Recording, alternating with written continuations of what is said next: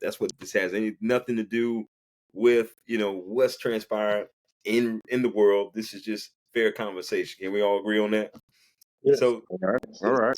so major WWE superstars have exited the company as of late, and a few of the notable names that have exited the company is MVP and Bobby Lashley. Some people speculate they feel that this could be due to the way that the current regime and just the industry in a whole has treated black athletes. What do you guys think? Look, I don't think it has me personally, I don't think it has anything to do with the color of their skin. And for one, if you say that, then why does Oprah have a title? Why did Trick get a title? Why did Jada Bianca get a title? You know what I'm saying? Why did Thunderbolt Patterson get into the Hall of Fame? You know what I'm saying? Like I don't think it has anything to do with that. I just think respectfully that when people don't see something like that, that just seems to be the go-to for some reason. But I will say, what I like to dig a little deeper and see what's going on. I heard, I don't know if this is facts that Bobby was, even though his contract is coming up, they made him an offer, he just didn't accept it. Like I said, I don't know that for sure. I'm not in the conversation, so I can't say it's a fact, but that's just what I've heard. MVP, he's been traveling for a while. And not to mention that, I mean, Big E is and Titus are like community face people. And they everywhere. Because right now, Big E, we know Big E is not able to work. Titus, I don't know what's going on. He's more involved in the community. Maybe he just don't want to work right now. But my point is, I don't think that's a factor. It just, I think a lot of that topic came up just because it all kind of happened at once. And, MVP has been talking lately about wanting to bring the Hurt Business back, but it was shut down. And I think some people just kind of picked that up and just kind of ran with that in different avenues of posting. But that's just my personal opinion. Yeah. And saying that, I don't think it's a racist thing or like that, because they promote black wrestlers a lot in WWE. It's been more NXT.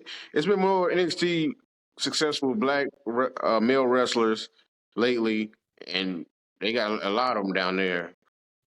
Like I said, Over Tree. What's his name? John Evans. I think John Evans. He coming up a 20-year-old. A lot of them are having great moments down there. They do need more black male talent with more success on or more spotlight on the main roster. That's a true thing. Bobby Lashley, he's perfect for that. 2-time WWE champion, 2-time Intercontinental champion, US champion, ECW champion, all that. This man didn't even get a match last year. Well, last man 39. He came out there with the trophy. He won the Andre the Giant Memorial Battle Royal. This year they had a match. They had him in the Profits today, but their group just couldn't get it off the ground. It didn't really go anywhere. I mean, he had a fight with Karrion Kross and his crew at WrestleMania, but after that, then what they do? Nothing really. And the Profits still barely doing anything. They going back and forth with Pretty Deadly a little bit and talking about the bloodline, but they ain't about to fight no bloodline. So they do need black male superstars with the spotlight on them a little bit more. And I feel like 2 candidates, Carmelo, he's coming up. He can flub a few lines. I feel like, a lot of black wrestlers is they can't talk. Some of them on the main roster, because Bobby, he's not the best on the mic. That's why he had MVP. They could put an MVP back with him. They could have did that or whatnot. But with Cedric Alexander, Ashante De Adonis, they put him back on NXT. Because both of them are not the best on the mic. I mean, Ashante might have more charisma. I feel like he has charisma, but a lot of people know his character, and a lot of people didn't know Cedric character. So they're back there as a tag team on NXT, and they made some noise with Trick Williams on last night on NXT. So like I said, NXT is where black wrestlers are thriving. But that main roster needs that. Like I said, Carmelo, if they need to do something with the Street Profits or break the Street Profits up and they have to do something new with them, definitely do something new with New Day. I mean, they've been doing the same thing for years. A lot of people say they still, a lot of people still love them. I still love them. We all love them. But they need to do something new with them. Well, the new day, yeah, I don't think it's gonna be a new day, RC. I mean, you know what I'm saying. But still, like, they had something interesting going where, Karen Cross was trying to recruit Xavier Woods. And it's great to see, those two brothers with Kofi and Xavier, want to stay together and not have a group break up like, the norm of a group in wrestling. I like to see that, but do something interesting with them. Do something a little different. You got all these writers, have them write for them. Man, right for these black characters. You hit the nail. You hit the hammer right on the nail, man.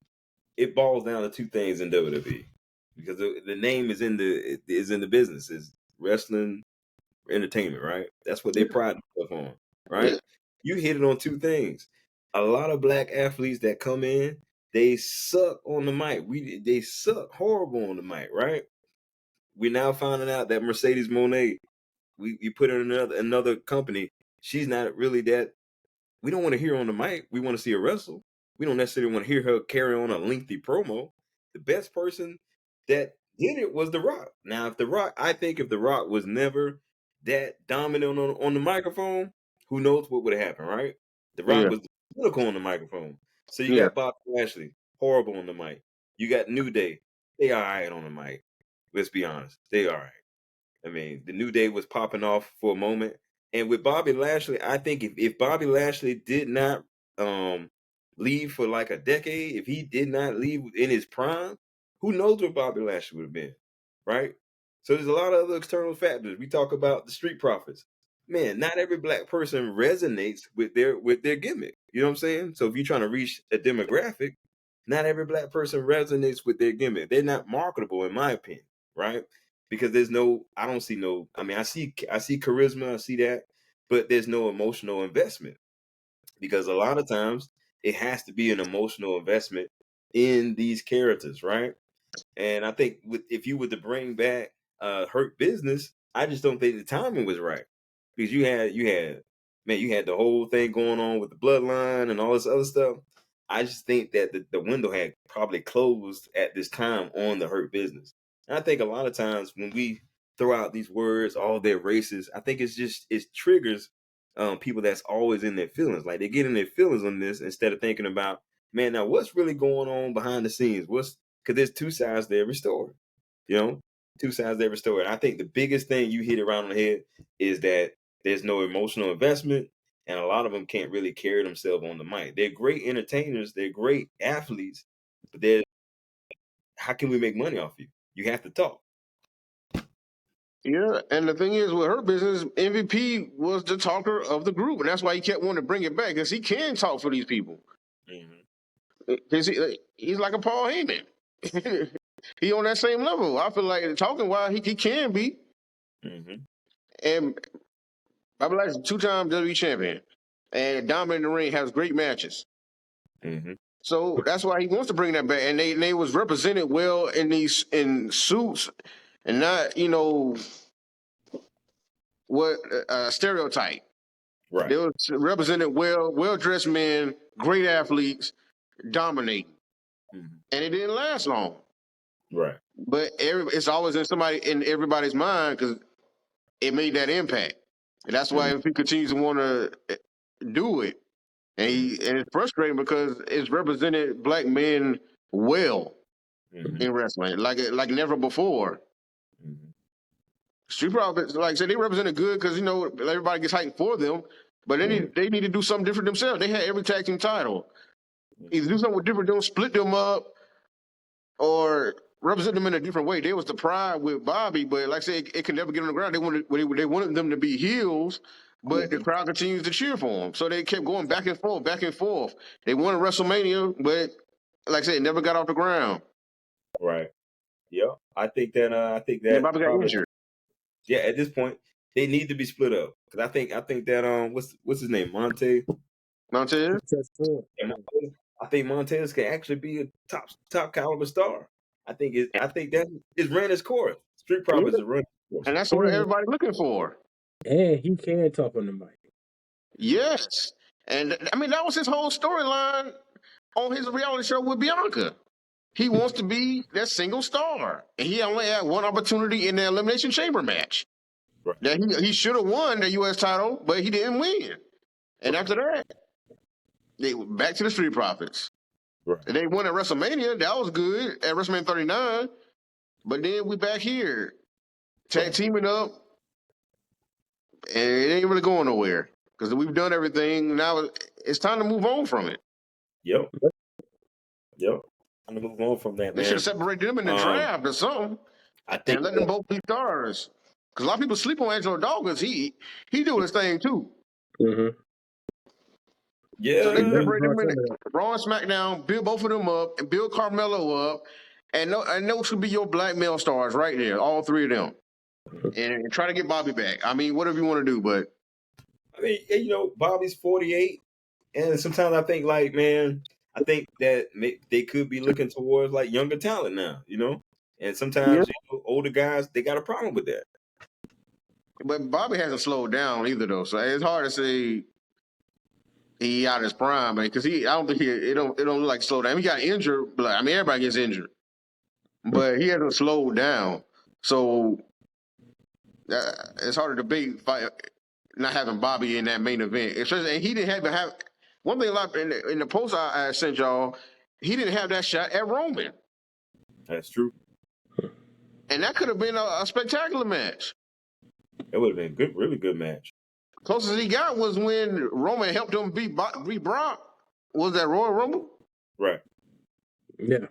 That was the closest he got with that. But I mean, he might have lost, but it's still having that spotlight, having that moment with Roman. Right. He could have had one or two matches at least. Mm-hmm. Yeah, absolutely, man. But to answer the question, I don't think it had anything to do with race. I don't think that is really. I know. I'm not going to sit here and act like that does not exist. But I don't think it had anything to do with it. You know. But I am interested to see what's going to happen with Montez. I mean, you know, Jade and Bianca are rocking. They're rock stars, so you know that's already a path for them.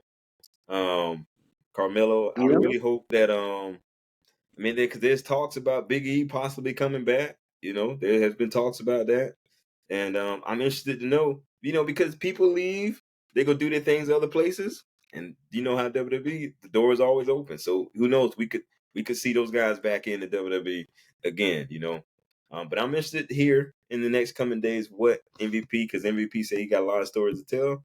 I love to hear those stories. We love to hear what you guys think about this as well. Final thoughts on this topic, fellas. No, man, I think it's good. I don't really have anything to say. I think we said enough on it, honestly. In terms of like we got our points across. I think we all agree that it wasn't racism, but we also expressed what we would like to see, and you know, and things of that nature. So, and you know, that's for any genre of that, though. Well, I say WWE has been continuing to get better with this subject as far as black male talent or black talent period getting their shine. Yeah. And especially once the talent in NXT could get called up, I feel like we're going to continue to see more exposure of, you know, our black male talent, a black talent period, and showing off and having that spotlight. And that's what I'm looking forward to. So it's cheers to the future because I think everything will continue to get better. But like I mentioned before, we have talent on the main roster already that you can be building up right now for future main events.